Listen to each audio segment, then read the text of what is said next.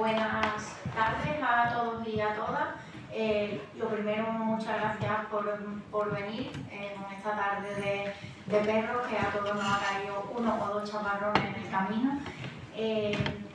Bueno, un jueves más nos reunimos aquí en el Museo de Málaga, Palacio de la Aduana, que agradezco como siempre que acoja este ciclo de conferencias, que forma parte del ciclo Guerrero Strachan 100 años de la Casa de los Arquitectos, con el que, como muchos sabréis, estamos conmemorando el centenario de nuestra sede, de la sede del Colegio de Arquitectos de Málaga.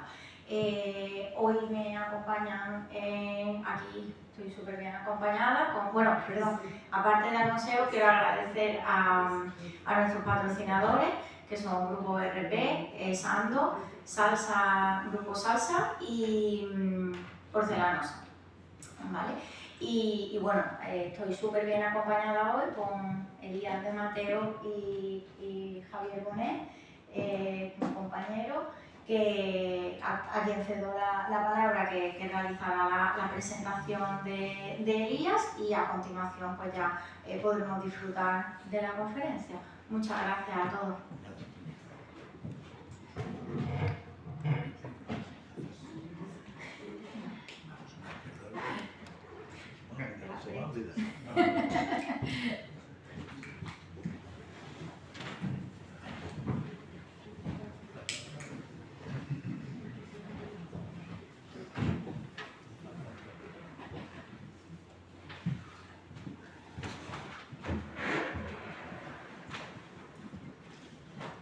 Buenas tardes.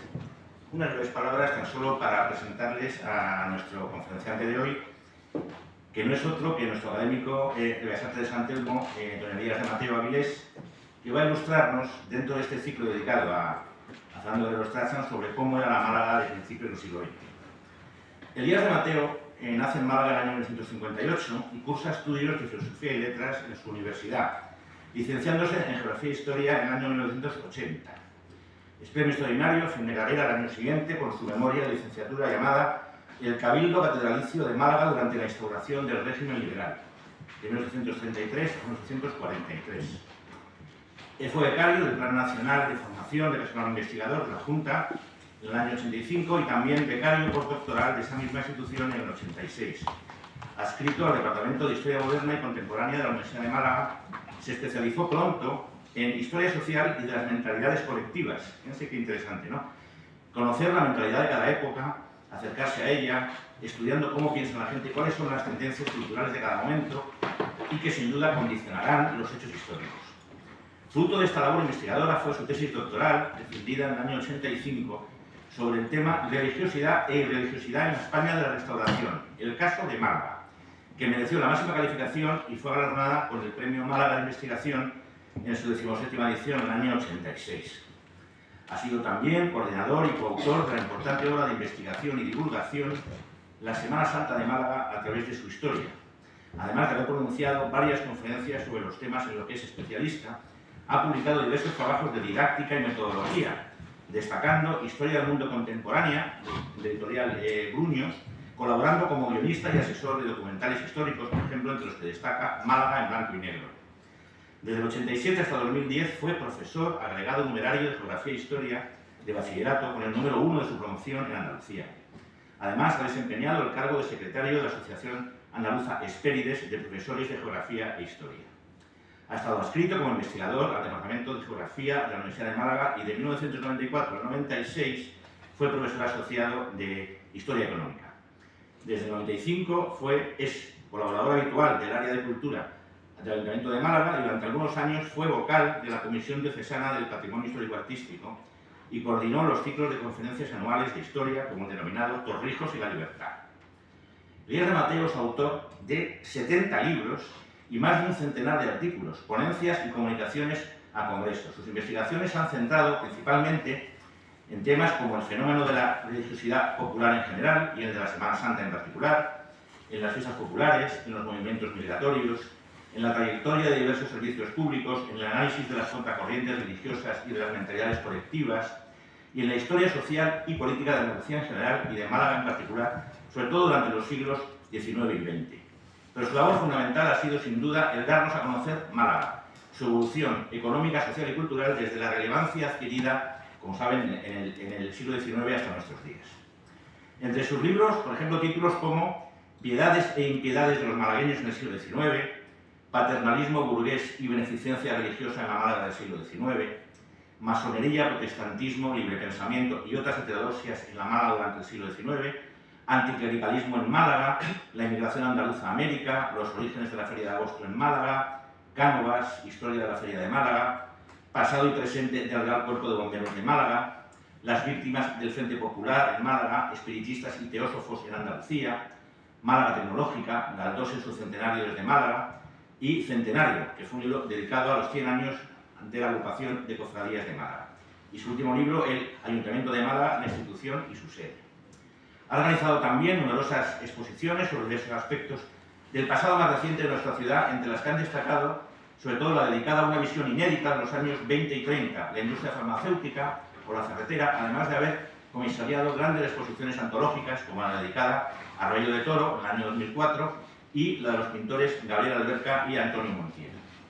Es director actualmente del Museo Rebello de Toro desde su inauguración en el 2010 y entre 2013 y 2020 asumió también la dirección del MUPAM, el Museo de Patrimonio Municipal de Málaga, al que sometió a una profunda reestructuración implementando en el mismo las nuevas tecnologías.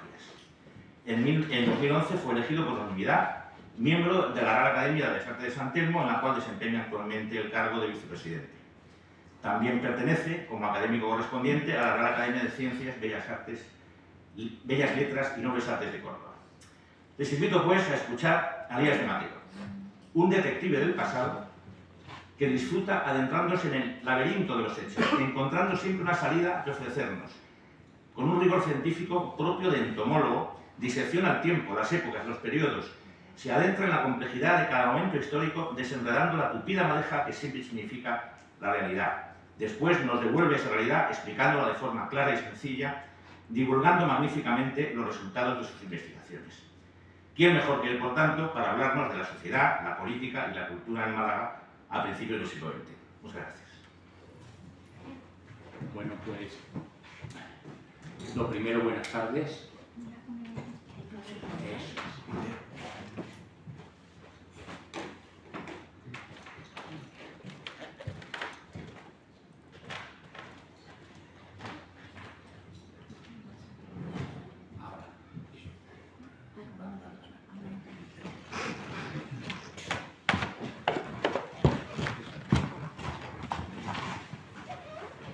Bueno, buenas tardes. Primero agradecer a los organizadores de este ciclo el que hayan contado conmigo. Después agradecerle a ustedes con un plus su asistencia, porque la tarde es poco propicia y además muy extraña en nuestra ciudad, que por eso en su momento se hizo la marca turística La Costa del Sol. Bueno, pues hoy tenemos fundamentalmente chaparrones y, como diría un cofrade, y lo digo yo, mejor ahora que en Semana Santa, desde luego. Y decirles que el título de esta charla, no me gusta llamarla conferencia, Sociedad, Política y Cultura en Málaga en el primer tercio del siglo XX, tiene el objetivo fundamental de hacer un bosquejo de la Málaga que vivió en su madurez profesional Fernando Guerrero Strachan. Fernando Guerrero Strachan, del cual se ha hablado mucho y bien en esta tribuna. También se ha hablado del contexto en que vivió Fernando Guerrero Strachan por parte de mi amigo, compañero y colega Víctor Heredia, en la parte, digamos, estrictamente económica de lo que supuso la Málaga a principios del siglo desde el punto de vista de la actividad económica. Pero a mí me queda ahora mismo por trazar algunos rasgos fundamentales de lo que fue la sociedad, la política y la cultura en esos 30 años primeros del siglo pasado. Que cuando hablamos del siglo pasado ya siempre hemos hablado durante muchos años, por lo menos mi generación, cuando era el siglo pasado era el siglo XIX, y ahora tenemos que hablar del siglo pasado como el siglo XX. El objetivo de esta conferencia era excesivamente amplio y yo he preferido ceñirme y luego al final diré lo que se me ha quedado en el tintero, pero ceñirme fundamentalmente a lo que fue la población de Málaga, cuál era su comportamiento demográfico, lo que era la dinámica política y los grupos políticos en aquella Málaga de los 30 primeros años del siglo XX, y luego hablar ese concepto tan amplio que es cultura, pero ciñéndome fundamentalmente a la educación y a las instituciones culturales que estaban operativas en Málaga en esos años. Bien, vamos a empezar por un momento a principios del siglo XX, en torno a 1900, con una Málaga en una profunda crisis. El profesor Víctor Heredia ya lo dijo, pero voy a citar algunos de las adversidades que sufre la ciudad y la provincia en estos primeros años del siglo. Concretamente, en 1903 y en 1904 habrá una terrible epidemia de viruela, en 1905 hay una terrible sequía. De hecho, hay crónicas en que grupos de campesinos hambrientos procedentes de Casabermeja y de otros pueblos de alrededor llegan a Málaga pidiendo pan, pidiendo trabajo al gobernador civil. En 1907 está la riada del Guadalmedina, en la cual entraremos un poco más detenidamente más adelante. Y en cualquier caso es también un momento en que muchos malagueños deciden buscarse la vida fuera de nuestra ciudad, fuera de nuestra provincia, y hay un repunte importante, sobre todo entre 1900 y 1910, de la emigración a América, fundamentalmente a Cuba y a la República Argentina. Manuel Blasco, primo de Picasso, que fue un personaje que algunos de los más veteranos aquí llegamos a conocer, dirá en uno de sus libros lo siguiente. Málaga, después de haber sufrido los terremotos de 1884, la invasión de la filoxera, el cierre del Martinete, los altos hornos de Heredia, la muerte de Cánovas, la pérdida de Cuba y la gran sequía de 1905, en que ni siquiera se pusieron las eras, llegó al siglo XX empobrecida y sin ningún tipo de apoyo oficial. Bien, he querido entrar con uno de los retratos oficiales de Fernando Guerrero Strachan, en este caso el que conserva la Real Academia de Bellas Artes de San Telmo, en el que está ataviado con el uniforme profesional como arquitecto. La banda que cruza su cintura es propia de ese uniforme tradicional. Y una pequeña digresión. Fernando Guerrero Strachan muere bastante joven, en 1930, de un problema cardíaco, de un infarto, y yo, que no debo de hacerlo, pero que me atrevo a hacerlo delante de ustedes, decirles que seguramente su trayectoria y su producción como arquitecto hubiera sido excelente tanto en los años 30 como en los años 40 para recuperar a Málaga después del trauma enorme de la Guerra Civil. Esa mala suerte con la salud la siguió también su hijo, Fernando Guerrero Strachan Rosado, que murió con 20 y tantos años del tifo exantemático, lo que en 1938-39 se llamaba popularmente el piojo verde. Por lo tanto, esa saga de arquitectos pues, fue truncada por problemas importantes de salud. Vamos a empezar con la población y el urbanismo. Soy más una persona dedicada a la historia cualitativa que a la historia cuantitativa, pero creo que es importante que veamos algunos datos al respecto. Málaga tiene en los 30 primeros años del siglo un comportamiento demográfico donde el crecimiento de la población, tanto en la provincia como en la ciudad, es muy lento. Solamente, digamos, en los años 20, la década de 1920, este crecimiento demográfico empieza a ser bastante más dinámico. No quiero entrar en detalles, pero una sociedad donde la esperanza de vida se centra en unos 50 años. Piensen que hoy tenemos esa esperanza de vida en torno a los 80 años, que la mortalidad infantil de los niños hasta 1 año de edad es terrorífica, que también tenemos el hecho de que es una sociedad en la cual pues, las condiciones sanitarias y las condiciones de vida son a veces terribles. No hay, en muchos casos, ni un buen abastecimiento de agua, ni una buena, digamos, evacuación de aguas fecales, no hay una recogida de residuos sólidos estructurada y perfectamente organizada, y por lo tanto las epidemias, las enfermedades infecciosas están a la orden del día. Solamente se observa, tanto en la provincia, pero sobre todo en la capital, una mejora de esas condiciones de vida y por lo tanto un crecimiento de la población importante entre 1920 y 1930, en que aproximadamente, por ejemplo, Málaga ciudad pues, crece en cerca de 40.000 habitantes. Bien, antes una cuestión importante. Fíjense en las tasas de analfabetismo en la provincia de Málaga. Son los datos que he encontrado, no lo he encontrado concretamente de Málaga capital, pero una población que en torno al 80% a principios de siglo no sabe leer ni escribir. Eso tenemos que tenerlo muy en cuenta luego cuando veamos la dinámica política y el caciquismo y cómo se aplica en la realidad el fenómeno del sufragio universal.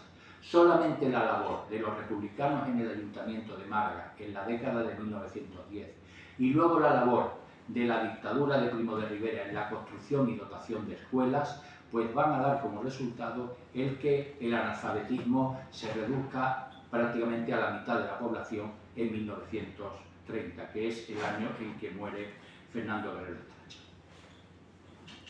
Bien, en el crecimiento y las reformas urbanas. Aquí tienen ustedes un plano de Málaga de los primeros años del siglo XX. El siglo XX, la trama urbana de Málaga recibe dos legados importantes que se realizan a finales del siglo XIX. Una es la apertura de la calle Larios en 1891, que es una empresa personal y privada de la Casa Larios, de los marqueses de Larios.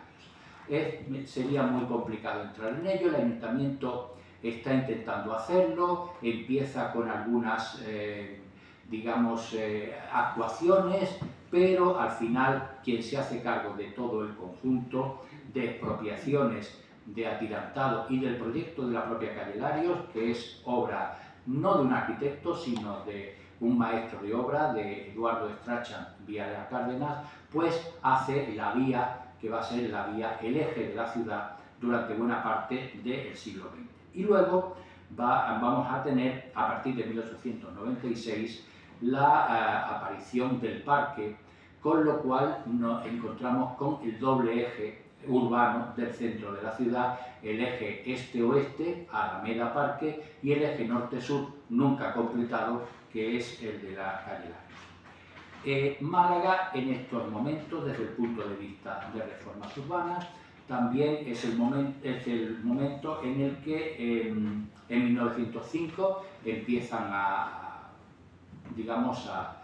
funcionar en Málaga los tranvías eléctricos. Esta es una foto muy posterior, pero en cualquier caso son un medio de transporte importante y moderno para la ciudad.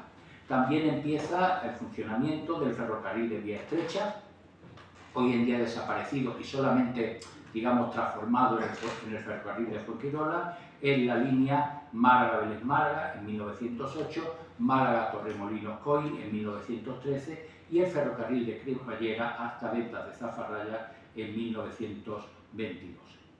Y la electricidad, que había empezado tímidamente a finales del siglo XIX, recibe un gran impulso, sobre todo un suministro bastante más regular, gracias a la creación de la hidroeléctrica del Chorro y de las centrales eléctricas que están en los embalses del Guadalhorce, que tienen ustedes aquí en la imagen. Bien, Y ahora nos vamos a meter en la política. Verán que he subtitulado este apartado como oligarquía y caciquismo. Joaquín Costa, en los muy primeros años del siglo XX, define el sistema político español con esta frase. El sistema político, que viene marcado por la Constitución de 1876, obra de Cánovas, que estará en vigor hasta 1923, y por la ley electoral de Sagasta, que da el sufragio universal en 1891, pues teóricamente estamos hablando de una democracia formal. Pero la realidad, cuando uno se acerca y mira con detalle, mira como un entomólogo, como decía Javier Bonet, cómo funcionaba el sistema político de aquel entonces, va a encontrarse con, de alguna manera, con una serie de lacras que ahora pues iremos desgranando. Para la época que consideramos, los 30 primeros años del siglo, tenemos que ver primero hasta 1923, en que está en vigor la Constitución, está en vigor el sufragio universal establecido por Sagasta, y en 1923 hay una crisis importante y el general Miguel Primo de Rivera da un golpe de Estado con el consentimiento del monarca, de Alfonso XIII, e impone la dictadura que durará 7 años, entre 1923 y enero de 1930. Sobre la dictadura, que luego entraré más adelante, hay que decir que es un periodo de modernización de España. La dictadura quiere barrer la vieja política, frase muy de la época, y busca hombres nuevos importantes, y mujeres. El primer gobernante español que apuesta por la inclusión y por la participación importante de mujeres en la vida pública es el general Primo de Rivera. Busca no los viejos políticos, que hablaremos de ellos, sino busca profesionales, busca técnicos, cosa muy propia de las dictaduras, y en Málaga tenemos al propio Fernando Guerrero Strachen, que es un arquitecto que hasta ahora no se había certificado desde el punto de vista político, a ingenieros, como por ejemplo Tomás Rioso, y es el primer sistema político que, aunque no es democrático, gracias a él llega al Ayuntamiento de Málaga la primera concejal, que es la directora de la Escuela Normal de Idiomas, Teresa Azpiazu, en 1924, y la primera mujer que se sienta en el Parlamento Español, la primera malagueña que se sienta en el Parlamento Español, que es Trinidad Solz, que lo hace cuando se crea la Asamblea Nacional Consultiva en 1927. Bien, hasta 1923, ¿cuáles son las fuerzas políticas que actúan en Málaga? Bueno, pues vamos a empezar desde la derecha hasta la izquierda. Tenemos en primer lugar al Partido Conservador, el Partido Liberal Conservador, que había creado Cánovas y que a su muerte se divide en una serie de facciones que darán lugar, igual que la división del Partido Liberal de Sagasta, a lo que se llama la crisis de la Restauración, la inestabilidad de los gobiernos. En Málaga, el sector más importante es el que encabeza este personaje que tenemos aquí, el tercer marqués de Larios, que luego me detendré en él. Creo que es de lo poco en que me voy a detener, porque me parece que es un personaje hasta ahora olvidado, pero absolutamente decisivo en la historia económica, social y política, no solamente de Málaga, sino también de España, hasta su muerte en 1938. Están los conservadores laristas. Están, por otra parte, los herederos del gran cacique antequerano, de Romero Robledo, que se articula en la figura de Francisco Bergamín, que llega a ser ministro con los gobiernos conservadores de aquella época. Y luego tenemos ahí tienen ustedes otro personaje importante que llegará a ser ministro en 1930, que es el abogado José Estrada y Estrada. José Estrada y Estrada es un abogado prestigioso, abogado de la Casa Larios, abogado de José Aurelio Larios, y que pues de alguna manera primero concejal y luego llega a ser ministro. Está dentro del conservadurismo larista. Luego tenemos aquí a Bergamín, que está enfrentado con la Casa Larios. Repito que las luchas entre los distintos sectores de los partidos marcan estos primeros veintitantos años del siglo XX. Este, como ustedes saben, es el retrato que dedica Moreno Carbonero en la Galería de Malagueños Ilustres del Salón de los Espejos de nuestro ayuntamiento. Y luego tenemos entre los liberales, los herederos de Sagasta, en Málaga fundamentalmente tenemos a Luis de Armiñán, que es un personaje que está muy vinculado a la zona de Ronda, y tenemos, luego lo veremos en su momento en una magnífica pintura, al que fue alcalde durante algunos años de Málaga, a Francisco García Almendro. Y también hay un sector de los conservadores que se ha separado digamos, del jefe conservador, de Eduardo Dato en aquellos momentos, que son los seguidores de Antonio Maura. Y el representante en Málaga de los seguidores de Antonio Maura es, sin duda, el marqués de Casalori, Ricardo Grosso Rueta, que lo tienen ustedes aquí con el retrato que al mismo tiempo que fue diputado y que fue concejal, pues fue también presidente de la Real Academia de Bellas Artes de San Telmo.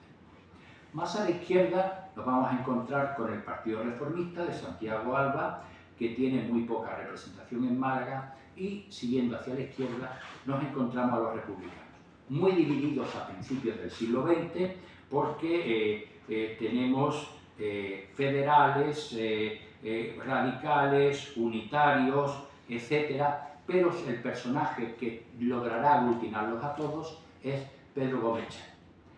Como en Málaga lo castellanizamos todo, pues conocido como Pedro Gómez Chávez, un importante comerciante, exportador de frutos, pero que dedica una intensa actividad a la política y que crea el diario El Popular y logra unir a todas las facciones del republicanismo.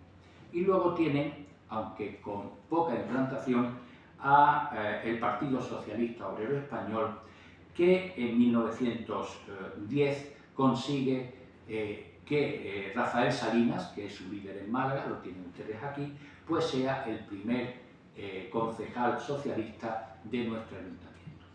Con todos sus defectos, que ahora vamos a destacar, se darán cuenta que hasta 1923 hay un gran pluralismo político. Hay incluso a la derecha del Partido Conservador y de los mauristas, pues están los integristas, los carlistas, que nunca tienen representación, y en la extrema izquierda pues está lógicamente también los anarquistas, la CNT, que se niegan siempre por su propia naturaleza a participar en el juego electoral.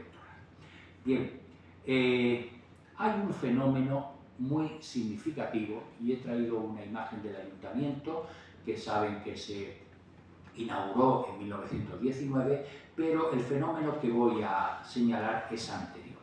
Ese fenómeno el profesor Fernando Arcas lo ha denominado la República Municipal Malagueña. Esa República Municipal Malagueña se debe al auge del republicanismo en la ciudad de Málaga exclusivamente, de tal manera que a partir de 1910 y sobre todo de 1911, los concejales republicanos son mayoría en el Ayuntamiento de Málaga. Hay la conjunción republicano-socialista, entonces se llegó en un momento determinado a que la conjunción republicano-socialista pues va a tener 27 concejales. Una mayoría absoluta que produce una serie de fenómenos muy singulares. En primer lugar, los republicanos en el Ayuntamiento de Málaga fuerzan las inversiones en educación. Se crean nuevas escuelas primarias, porque se considera, esto entra mucho dentro de ese mundo de que España tiene que regenerarse después del desastre del 98, de la pérdida de los últimos territorios americanos y en el Pacífico, pues tiene que regenerarse a través de la educación y tiene que eliminar ese enorme bolsa de analfabetismo que hemos señalado al principio de la charla. Entonces, la República Municipal Malagueña tiene otra característica muy singular que la hemos visto en Francia hace determinados años, y es que el sistema político de aquel momento hace que las elecciones sean relativamente libres, sobre todo después de la ley de Maura de 1909, pues el caciquismo en las ciudades llega a romperse, son mucho más auténticas las elecciones, pero los alcaldes de las grandes ciudades son nombrados por el gobierno y los alcaldes de los pueblos son nombrados por los gobernadores civiles. Entonces tiene que convivir alcaldes monárquicos con una mayoría republicana en el ayuntamiento de Málaga. Por otra parte, Gómez Che, que ya lo hemos visto, pues es durante varios años diputado en las Cortes por el distrito de Málaga, y una consideración que yo les voy a señalar antes de, digamos, volver a hablar de este personaje y de lo que significa, de José Aurelio Larios. El sistema electoral de la época se parece más, una idea de Cánovas que admira siempre a la democracia británica, se parece más al sistema anglosajón que el sistema que tenemos actualmente. Hoy en día tenemos un sistema electoral en que la circunscripción es la provincia y las listas que nosotros votamos en las elecciones son listas cerradas.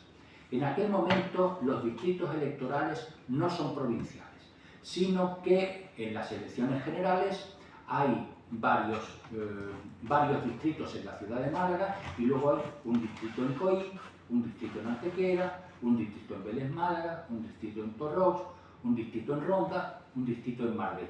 Y entonces se presenta un candidato de cada partido para cada uno de esos distritos.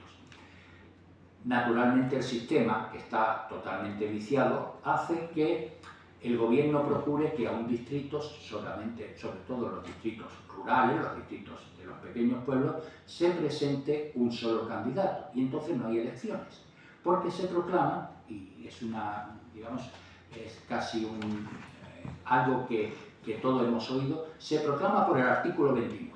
El artículo 29 es que hay un solo candidato, no tiene que haber elecciones, se proclama y listo. Esto es una manera de que funcione el caciquismo. Pero el caciquismo en Málaga tiene un nombre que es el de José Aurelio Larios y Larios, tercer marqués de Larios. Se ha hablado bastante del primer marqués de Larios, que es el que viene de Cameros y crea la gran fortuna.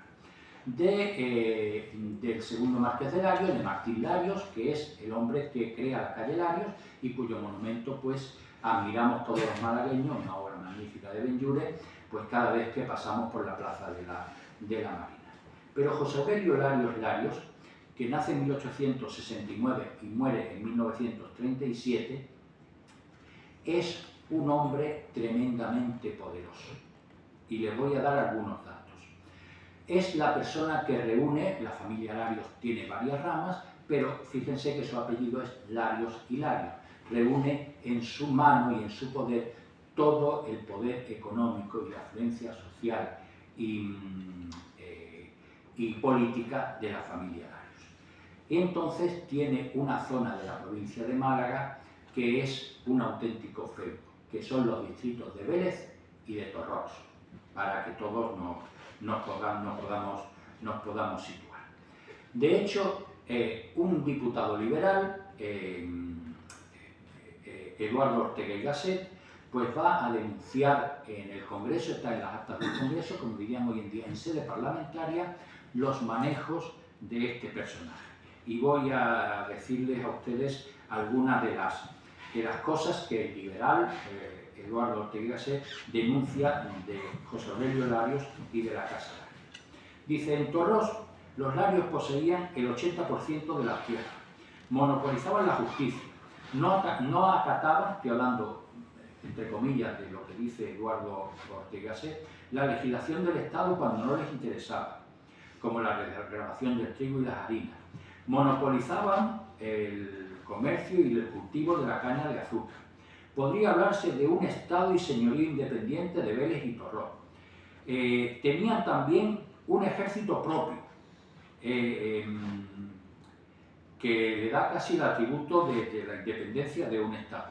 Y ese ejército propio estaba formado por guardias campestres, nombrados todos por la Casa Lario, los cuales formaban una verdadera cuadrilla de escopeteros. También se habla de que el nombramiento de los alcaldes de toda la zona oriental de la provincia eran nombrados por el propio Marqués de Larios, por José Aurelio Larios. Si alguien no hacía caso, los médicos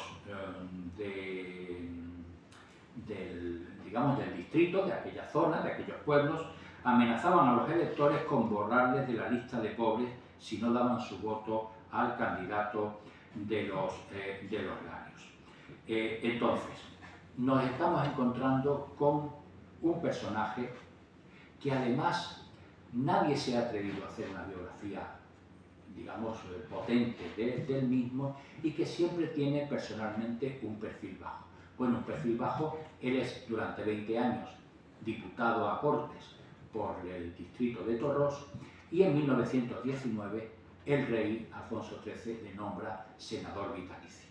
Entonces, para culminar su trayectoria, pues decirles que durante la Guerra Civil, en que él se refugia en Burgos y fallece allí, pues dona a los sublevados la importante cantidad de 1 millón de pesetas, que hoy en día nos parece algo muy pequeño, pero piensen que el poder adquisitivo de 1 millón de pesetas en los años 30, cuando un automóvil vale entre 10 y 12.000 pesetas y un edificio completo puede valer a lo mejor 50 o 60.000 pesetas, pues se dan ustedes cuenta del apoyo económico que al bando de Franco le aporta, antes de morir, el tercer marqués de Larios, José Aurelio Larios.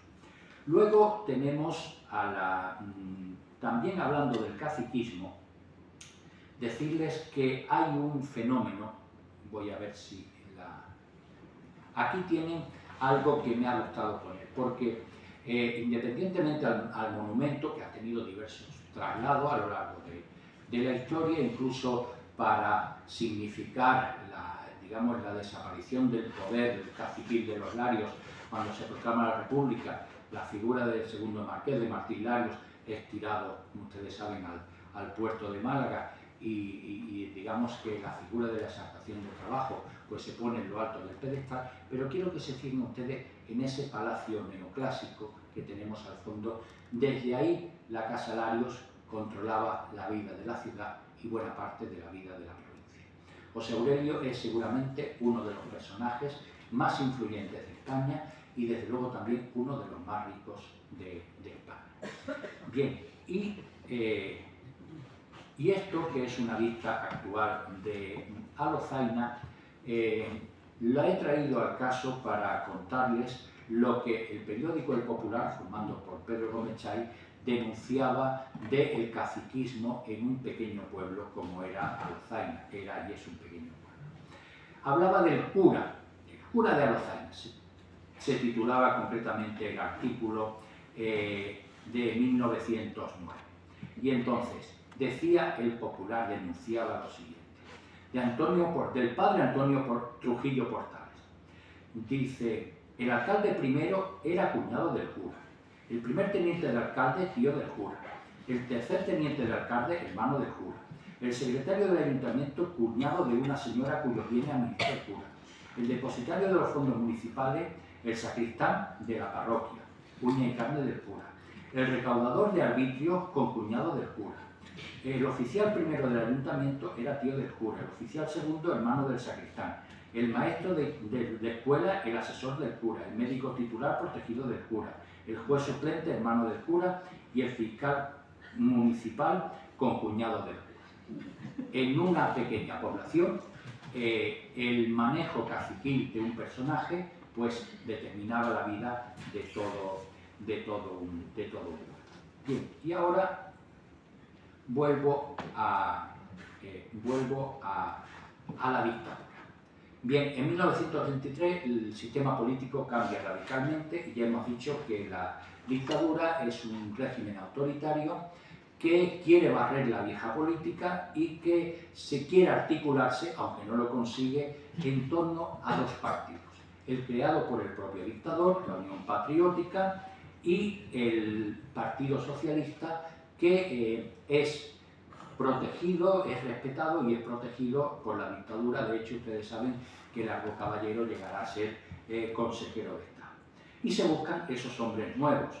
El conde de Guadalhorce, que tienen ustedes aquí, que es primero concejal del Ayuntamiento de Málaga y luego es ministro de Fomento. El doctor Gálvez, que es el médico más prestigioso de la ciudad y que es nombrado alcalde. Félix Sáenz, que es uno de los comerciantes más importantes de la ciudad, o Fernando Guerrero Estrachan, que es uno de los arquitectos, ingenieros, médicos. Es, digamos, el ideal de gestor público que la dictadura pone en marcha.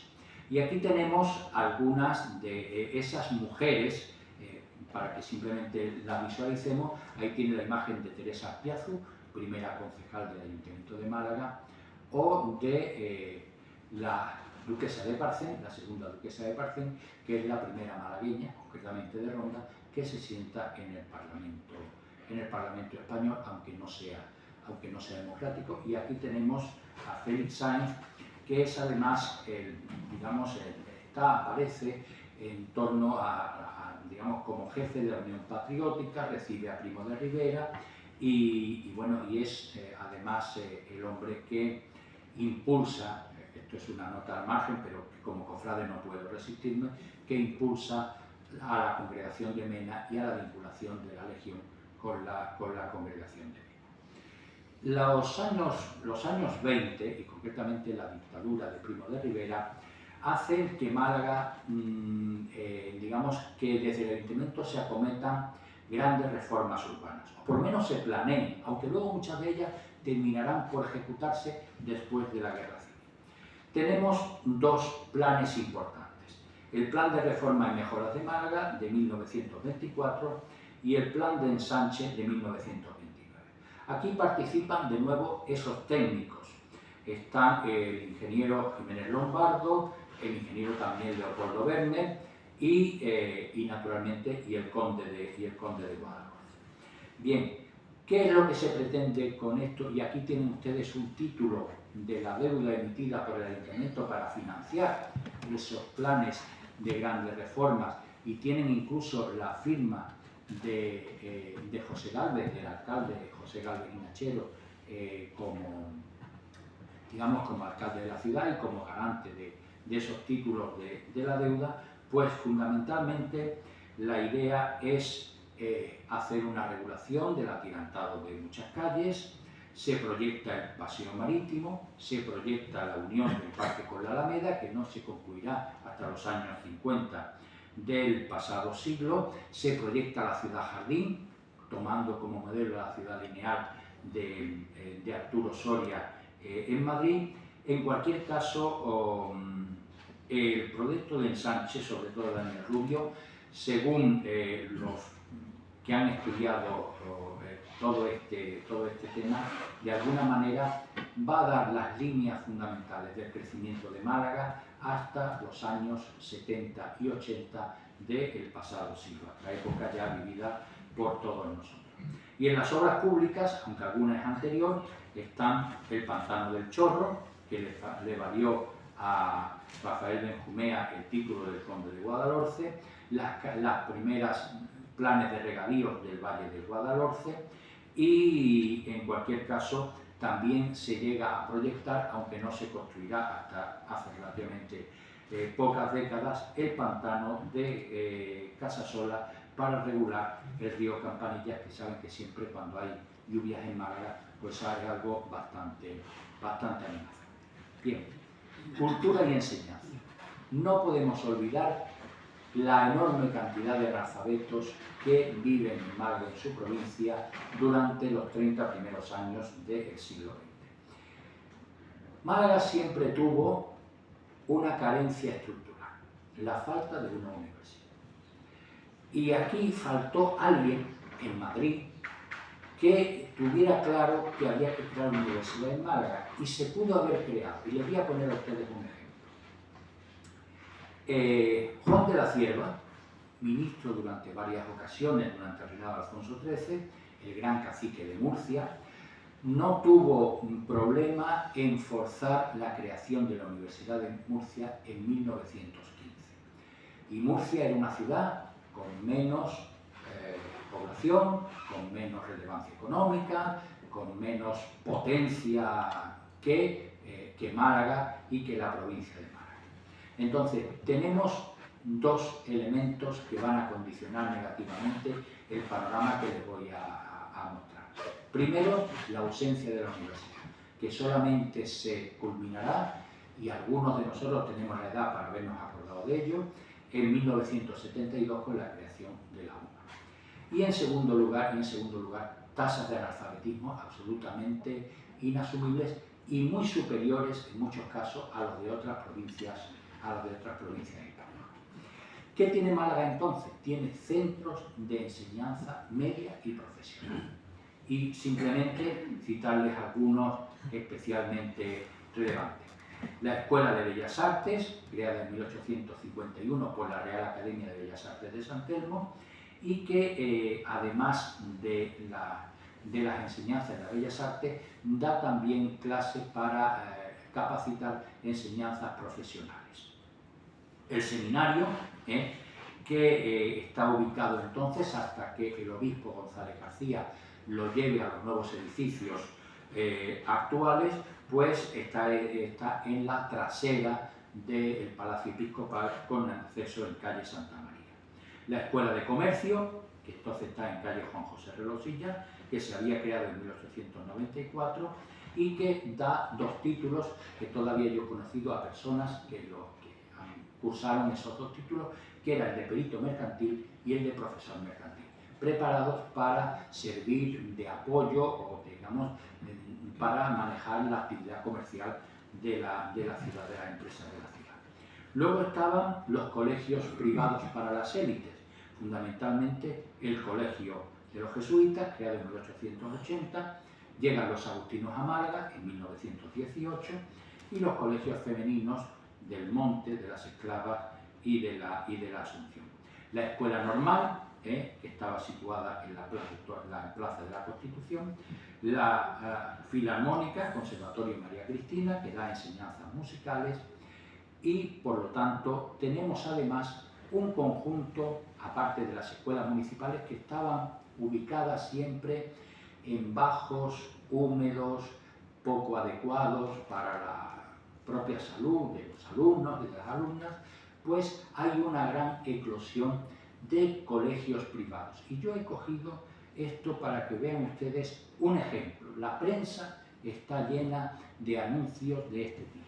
Academia Nacional, donde un licenciado, a veces en ciencias, a veces en filosofía y letras, pues se establece en un local de Málaga y da pues una serie de primera y segunda enseñanza, comercio, idiomas, asignaturas de adorno, esto naturalmente para las señoras, para las señoritas, y luego preparación para distintos tipos de oposiciones. Esto es muy frecuente, los colegios preparatorios en Málaga, en esta época que hemos dicho.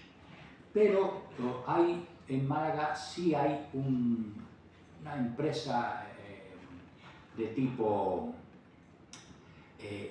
pedagógico y educativo muy importante, que es el Grupo Bergamín. Yo, por circunstancias familiares, recuerdo lejanamente, muy de pequeño, este primer edificio del Grupo Escolar Bergamín. El Grupo Escolar Bergamín se realiza para servir de centro escolar de primaria a los niños del barrio de la Trinidad. En 1913 se inicia la construcción y hay dos promotores importantes. En primer lugar, esa República Municipal Malagueña, el propio Ayuntamiento de Málaga, dominado por los republicanos y por su preocupación por la enseñanza, y también por el delegado regio de primera enseñanza, un personaje imprescindible en esta época en Málaga, que es Narciso Díaz de Escobar. Se le da el título del entonces ministro de Instrucción Pública y Bellas Artes, el malagueño Francisco Bergamín, pero es el primer colegio, digamos, realizado expresamente para esa actividad y que tiene las condiciones pedagógicas y sanitarias propias para el mismo.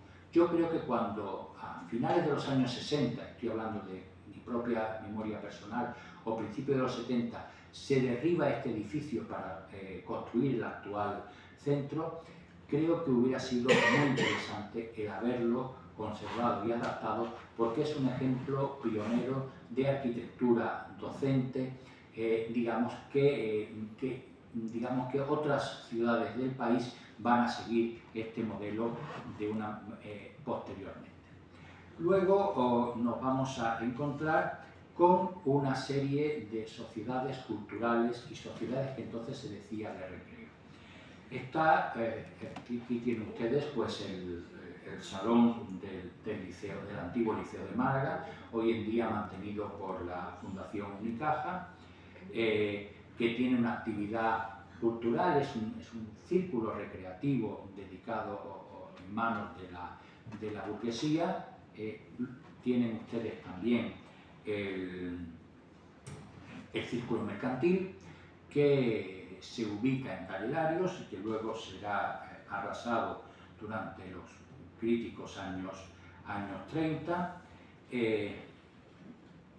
y entre 1913 y 1916 se crea el primer museo de la ciudad, una iniciativa de la Real Academia de Bellas Artes de San Telmo, que primero se ubica en una casa entre calle Císter y calle Pedro de Toledo, en esa esquina, que luego será colegio y posteriormente es un edificio de viviendas, y luego cuando la Casa Larios, que ha cedido ese edificio para Museo de Bellas Artes con las colecciones de la Academia de San Telmo, pues hubo que desalojarlo, se llevará a la sede de la Academia en el antiguo Colegio de San Telmo, hoy en día ocupado por el Ateneo. Esta es una fotografía donde ustedes pueden reconocer incluso esa escalera que está hoy en día en la sede del Ateneo, y cómo la museografía de la época pues no tiene nada que ver, pero nada que ver, con lo que desde hace mucho tiempo se está haciendo en Málaga, que es una museografía de una altísima calidad. Los museos entonces eran más que nada almacenes de obras de arte que otra cosa. Pero ahí está la iniciativa y ahí está el primer museo de la ciudad, que creo recordar, estoy hablando de memoria, se inaugura en 1916 y que ha tenido una continuidad hasta el edificio en que nos encontramos actualmente, en la aduana. Bien, yo no quiero terminar esta charla sin glosar mínimamente algunos de los acontecimientos que vive Málaga en esas tres décadas primeras del siglo XX, y que vive, evidentemente, y participa en ello nuestro protagonista, que es Fernando Guerrero Estrecha. Me he tenido que circunscribir algunos de ellos, muy pocos, y algunos bastante trágicos, pero evidentemente creo que es un intento en esta charla de recrear un poco lo que pasó en la vida de la ciudad. Evidentemente, el primer gran catástrofe que vive Málaga a principios del siglo XX es lo que conocemos como la riada de 1907. Ya saben, y ahí está la memoria colectiva que se nos ha transmitido a través de nuestros abuelos, que sí vivieron por lo menos los míos, que sí vivieron esa tragedia, que tuvo lugar entre el 23 y 24 de septiembre de 1907, que llovió torrencialmente en la cuenca alta del Guadalmedina, en la ciudad no cayó absolutamente ni una gota, y que en la madrugada pues una avalancha de agua pues inundó todas las zonas bajas de la ciudad. Sobre todo los barrios del Perchel, la Trinidad, el entorno de calle Carretería, etc. Todavía hay algunas casas que tienen una lápida conmemorativa. Hasta aquí llegó el agua, y en la parroquia de San Juan también, por lo menos hasta hace un tiempo, existía esa lápida. Bueno, el balance fue terrorífico. 21 personas muertas, decenas de heridos, muchísimas casas, comercios, industrias destrozadas, y como ven ahí en esa panorámica de calle Carretería, pues una cantidad de lodo acumulado en las calles. Eso hizo que Alfonso XIII y el presidente del Consejo de Ministros, Antonio Maura, visitasen la ciudad en 1907 y pusieran en marcha una serie de medidas para evitar este tipo de inundaciones. La primera fue el encauzamiento del Guadalmedina. El Guadalmedina hasta aquellos momentos no tenía los muros que nosotros todavía vemos y que todavía conocemos. En segundo lugar, la creación de una presa de regulación que en Málaga conocemos todos como el pantano del agujero. Esos dos elementos, luego lógicamente ha habido inundaciones, pero una catástrofe de ese tipo, pues con una presa de regulación y con los muros de defensa y encauzamiento del río, pues se han evitado definitivamente. Bien, en 1914, fruto del caciquismo, tienen lugar en Málaga, concretamente en el pueblo de Benalagún, unos sucesos absolutamente trágicos que estuvieron estudiados magníficamente por el profesor Fernando Arcas. Hay unas elecciones generales el 8 de marzo de 1914. En esas elecciones generales, pues actúan los caciques y por lo tanto, pues ya saben lo que hacían, o bien votaban los muertos, se llamaban los lázaros, han votado los lázaros, los muertos que votaban, no se sabía cómo, pero aparecían las papeletas de los muertos dentro de las urnas, o también se compraba el voto, pues normalmente se le daba un duro, al duro de la época, al votante para que votara. En cualquier caso, el alcalde y el presidente de la mesa, dadas las irregularidades que habíamos observado, se niegan a firmar las actas. Todos o algunos de nosotros hemos estado en mesas electorales y sabemos que una vez hecho el recuento, pues hay que firmar las actas. La Guardia Civil está protegiendo el colegio electoral y hay un tumulto, los grupos de vecinos empiezan a intentar asaltar el colegio electoral. Entonces la Guardia Civil les hace frente, los vecinos hacen frente a la Guardia Civil y el resultado es que hay varias guardias civiles heridos, pero sobre todo hay un guardia civil muerto, Domingo Almodóvar, cuya no tenemos imágenes, pero parece ser que un vecino le da un golpe tan fuerte que le corta la cabeza y la cabeza va rodando por las calles del pueblo hasta terminar en el arroyo cercano. El resultado es que el gobernador manda refuerzos, se detienen a 58 personas y al acusado como culpable del asesinato a su mujer fueron tanto Enrique Roldán, el acusado del asesinato, como Dolores Gómez, su mujer, fueron condenados a muerte. Esta es la página en que la Unión Ilustrada, la revista, digamos, gráfica de la Málaga de la época, pues recoge el acontecimiento.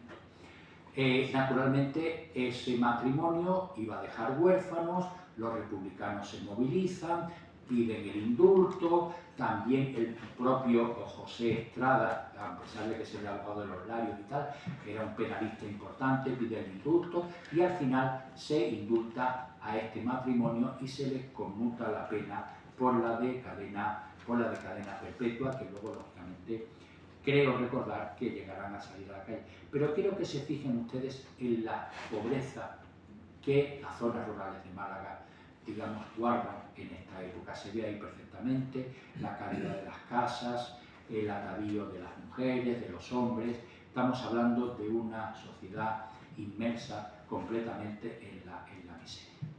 Bien, la crisis de 1917 también afecta a Málaga. Voy a pasar por ella un poco por encima, porque es un momento en que se dan tres movimientos contra el sistema político de la Restauración. Por una parte, la Junta de Defensa, los militares que están en la península, pues se organizan en una especie de sindicatos y intentan, digamos, chantajear al gobierno para que le suba los salarios, mejore las condiciones de vida, etc. Por otra parte está la Junta de Funcionarios, correos, telégrafos, etcétera, funcionarios de Hacienda, que aprovechan el río revuelto y también quieren mejoras. Luego está el segundo movimiento, es la Asamblea de Parlamentarios, que los catalanistas convocan en Barcelona y que, al margen de la legalidad, pues quieren crear un sistema más democrático. Todo esto en contra del gobierno conservador que en aquellos momentos está en el poder. Y finalmente, fijándose en lo que está pasando en Rusia, piensen ustedes que estamos en 1917, los sindicatos, especialmente la UGT y el PSOE, pues convocan una huelga general revolucionaria para cambiar no ya el sistema político, sino incluso el sistema social. Aquello fracasa completamente y en Málaga se produce una huelga, pero las autoridades consiguen controlarla de una manera bastante, digamos, sin grandes problemas. En cambio, sí es propio de la ciudad esta fotografía que tienen ustedes aquí, que pertenece a la Unión Ilustrada y que nos habla de lo que se llamó la rebelión de las faeneras en 1918. ¿Qué fue este movimiento social? Este movimiento social fue la consecuencia del crecimiento desorbitado de los precios de los alimentos, entonces se llamaban las subsistencias, como consecuencia de la Primera Guerra Mundial. La Primera Guerra Mundial, España, por expreso deseo de Alfonso XIII y de los principales políticos, pues queda al margen de la contienda. Entonces, España surte de alimentos y surte de materiales a los contendientes, especialmente a los aliados. Hay muchas fortunas que se hacen durante la Primera Guerra Mundial. Pero esto hace que fundamentalmente en el tema de los alimentos haya acaparamiento, crecimiento de los precios, etc. Y llega un momento en la ciudad de Málaga en que entre el 9 y el 21 de enero de 1918, en la Casa Bevan, la más importante, digamos, empresa exportadora y envasadora de frutos, de pasas, de limones, etc., pues las faeneras de la Casa Bevan se organizan y empiezan entre 800 y 1000 mujeres de la Casa Bevan, que tenían muchísimas trabajadoras, se concentran en la Alameda de Colón y hacen una manifestación, digamos, con destino al gobierno civil. El gobierno civil que entonces se ubicaba en el edificio donde nos encontramos ahora mismo. ¿Qué dicen las faeneras? Que baje el pan. Hay que hacer lo que no hacen los hombres. No se puede vivir. Tenemos hambre en nuestras casas. Pan, trabajo o veremos lo que ocurre.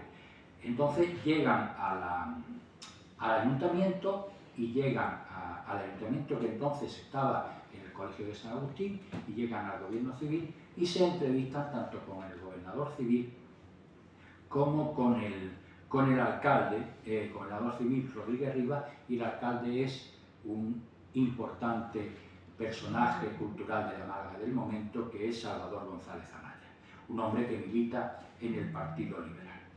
Los atienden en principio tanto el gobernador como el alcalde y les prometen que van a hacer algo para que los precios bajen del pan, del pescado, de todo lo que son la subsistencia del aceite, de las patatas, etcétera, etcétera. Bien, pero aquello no es rápido. Ustedes saben que las administraciones nunca son rápidas en su respuesta. Entonces, el día 14, las faeneras y las mujeres, y aquí la tienen ustedes en una manifestación que, digamos, coge la instantánea un fotógrafo de la Unión Ilustrada, pues se dirigen a la estación de ferrocarril y asaltan un tren con pescado, se incautan de ese pescado y lo venden a lo que ellos dicen el precio anterior a la Primera Guerra, al inicio de la Primera Guerra Mundial. No solamente esto, sino que además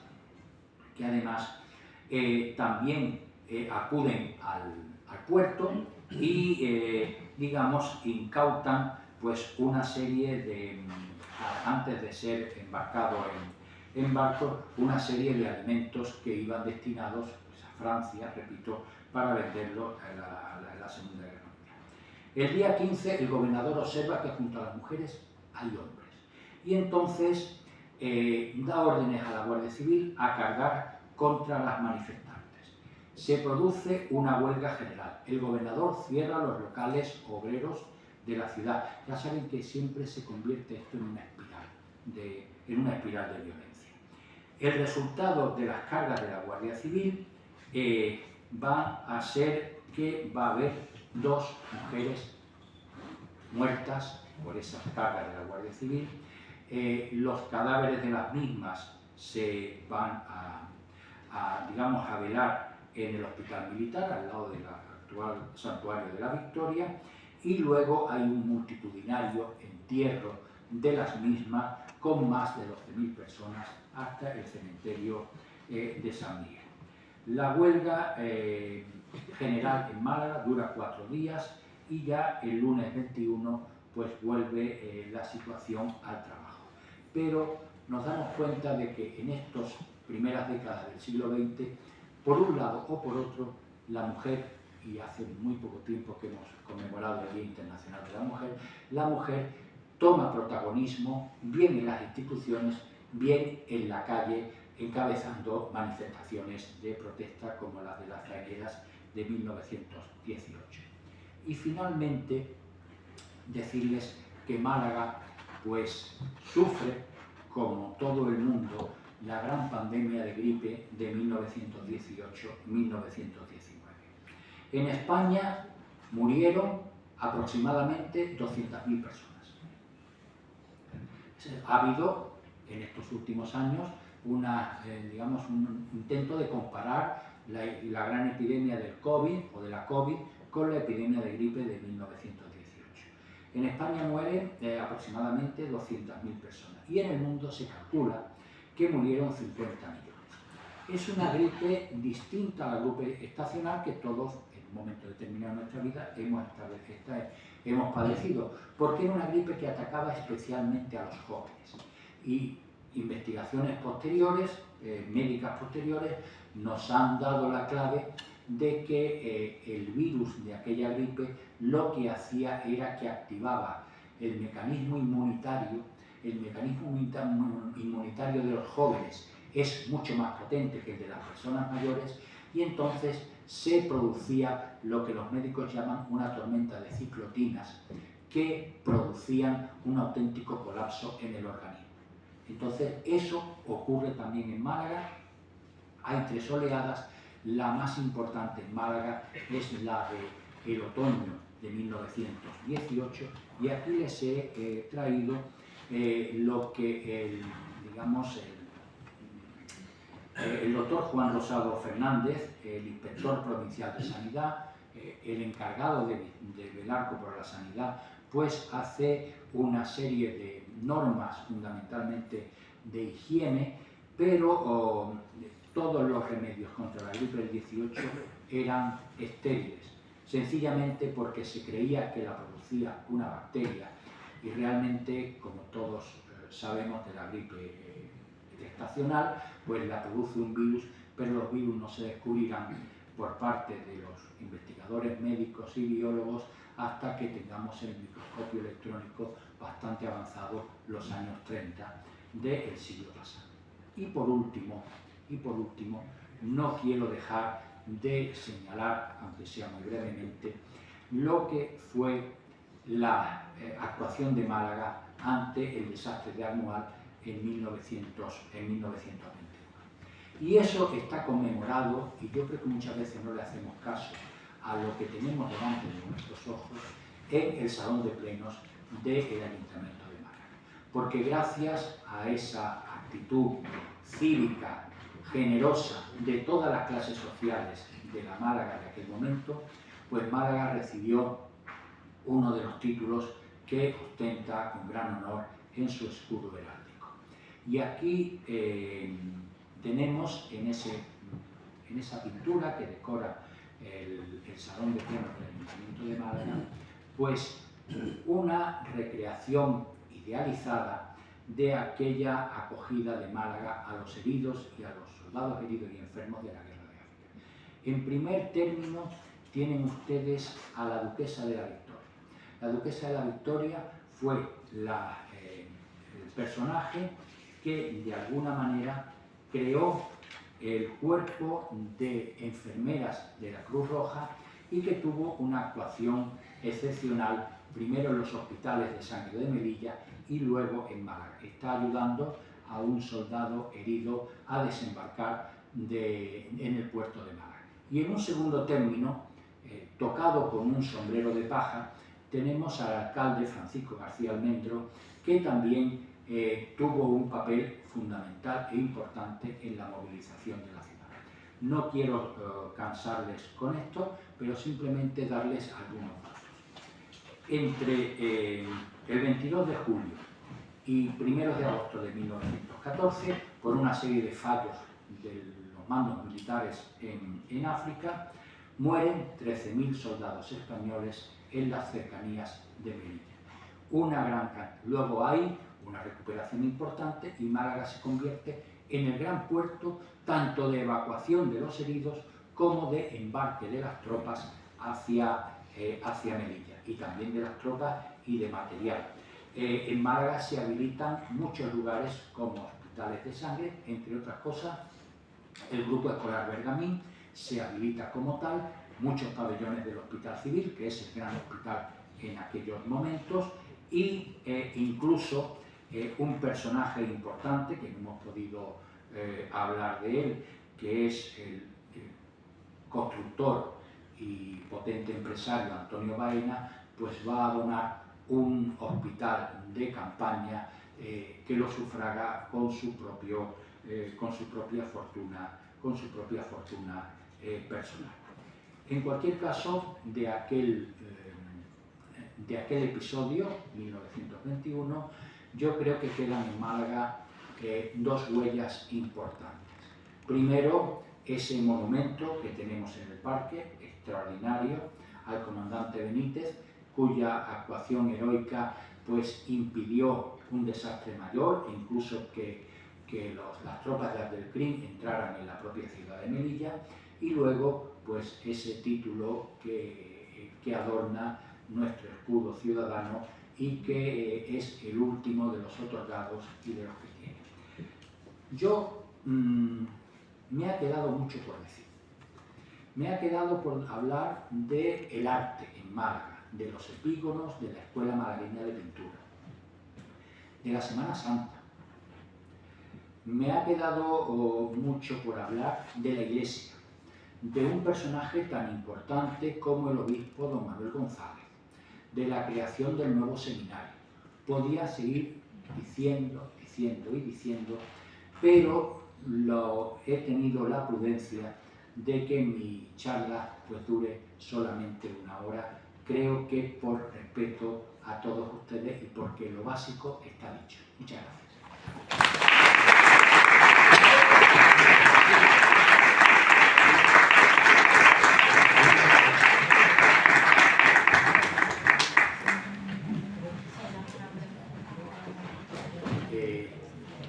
Me dice la coordinadora que si tienen ustedes alguna pregunta, en fin, el tema está...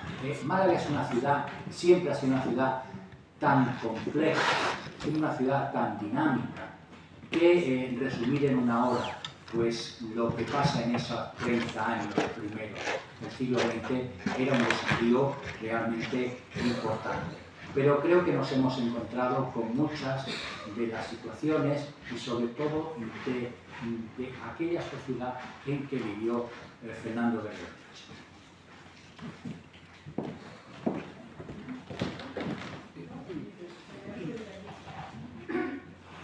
El tema de la enseñanza me ha llamado la atención que me ha nombrado la enseñanza media pública en Málaga desde niño. Perdón. Tenía que haber nombrado al instituto, digamos, al instituto de Gallega, lo que se llamaba el Instituto Provincial. Se me ha ido y lo tenía aquí.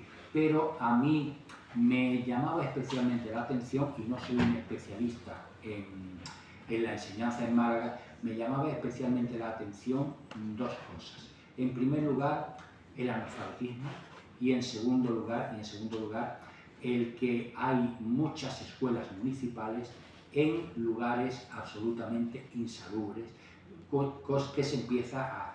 Evidentemente, el Instituto Provincial, que se me ha pasado, perdón, disculpe, porque al fin y al cabo, pues todos, aunque muchos hemos hecho el bachillerato en colegios como los agustinos, los jesuitas, los maristas, pero al final todos esos colegios teníamos que examinarnos en el instituto provincial, que ya en la época mía se había dividido en masculino y femenino, y en el año 75 empiezan a crearse nuevos institutos como Sierra Bermeja o como el Canvas.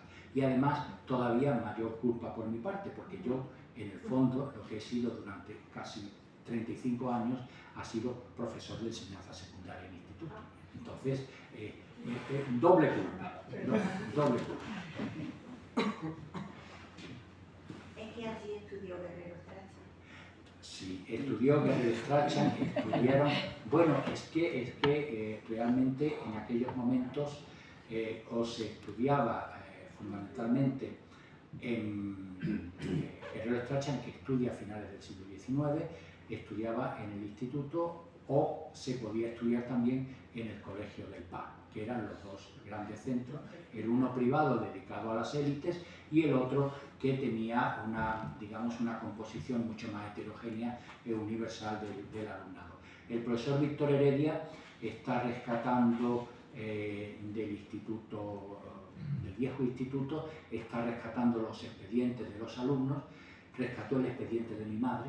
Yo tengo que decir que me emocionó, porque además mi madre estudia en los años 30 el bachillerato elemental allí, y Víctor Heredia pues considera que es no la primera, pero sí de las primeras mujeres que acceden a esa enseñanza secundaria del bachillerato más básico, ¿no?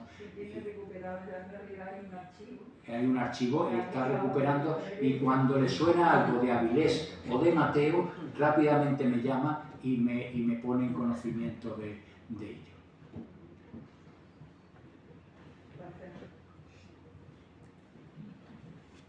Bueno, pues, si no tienen ustedes nada más, yo les vuelvo a agradecer su presencia, porque el día no era especialmente fácil.